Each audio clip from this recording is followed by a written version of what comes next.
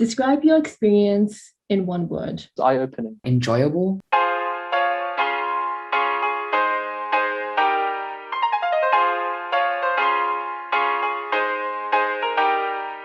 This is my first time in a competition like this. I didn't have really any experience beforehand on what to expect. First workshop that we did really introduced us to the basics of what entrepreneurship really is. So I thought it would be an interesting experience, like seeing how people develop business ideas and how that actually happens, because I had no idea beforehand. What was the highlight of the day? For me, the highlight of the day was announcing the winners.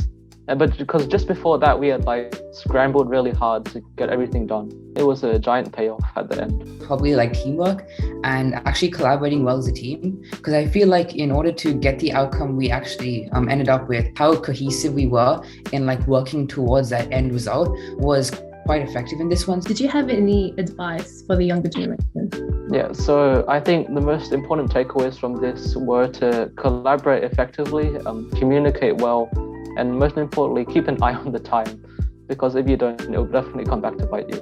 Think of the big issues, something that you can resonate with, or something that actually impacts you and something you're passionate about. Because at the end of the day, your passion is the one that drives you into making something that everyone will also like as well.